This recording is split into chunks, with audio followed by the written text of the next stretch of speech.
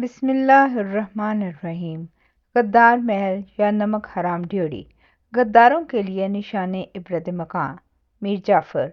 یہ محل جس کے کھنڈرات کے آپ فوٹو دیکھ رہے ہیں، آج سے 300 سال پہلے انتہائی خوبصورت اور بہت بڑا محل ہوا کرتا تھا، لیکن جیسے ہی اس محل کا مالک مرا، اس کے بعد کسی نے اس محل میں آباد ہونے کی کوشش نہ کی۔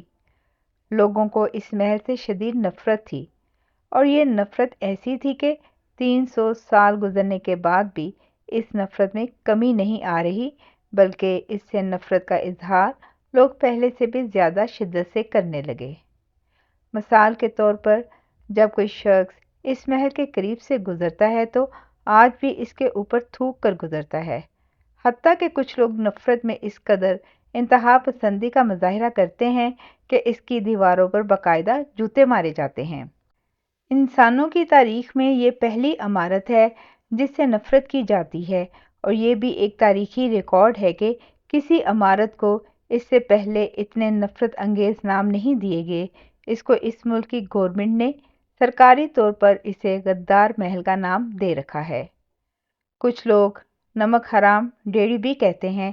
یہ بات تو شاید آپ کے لیے اتنی بڑی نہ ہو کہ کسی ملک میں کوئی حکومت کسی تعصب کی وجہ سے یا کسی نفرت کی وجہ سے ایسا نام دے سکتی ہے، لیکن آپ کے لیے حیرت کی بات ہوگی کہ سب سے بڑے عالمی ادارے یونیسکو نے بھی اس عمارت کو غدار محل کا نام دے رکھا ہے۔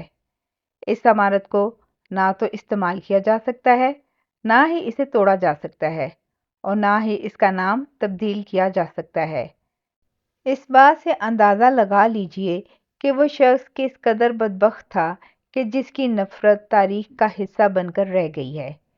اس دنیا میں آج تک لاکھوں ایسے انسان گزر چکے ہیں جن سے ان کے جرائم اور گناہوں کی وجہ سے شدید نفرت کی جاتی ہے، لیکن کسی کو بھی تاریخ نے اتنی نفرت سے یاد نہیں کیا کہ اس کے گھر کے نام کو بھی نفرت کے نام میں تبدیل کر دیا گیا۔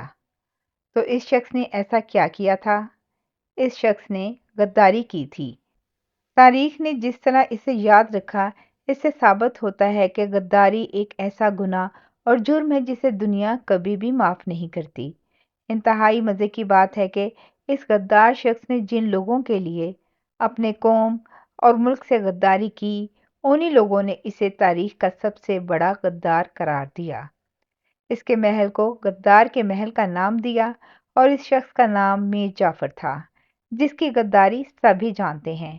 زیر نظر میر جعفر غدار کا یہ محل بھارت کے مغربی بنگال میں واقع مرشد آباد کے مقام پر ہے۔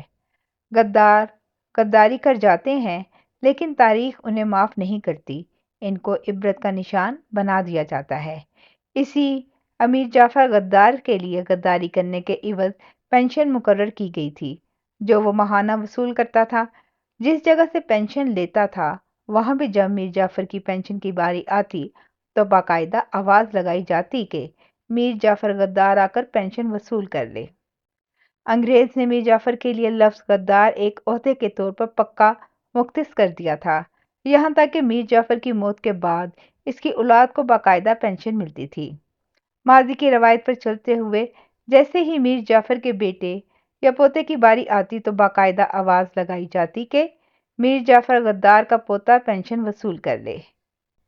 ایسے غداروں پر ہمیشہ لعنت برستی ہے، لہذا پاکستان کی سالمیت کے خلاف کفار یا خوارج کی حمایت و طرفداری کرنے والے یا کسی لالچ کے تحت پاکستان کی سالمیت پر قدغن لگانے کی ناپاک کوشش کرنے والے تاریخ پاکستان میں ہمیشہ ایسے ہی غدار کہلائیں گے۔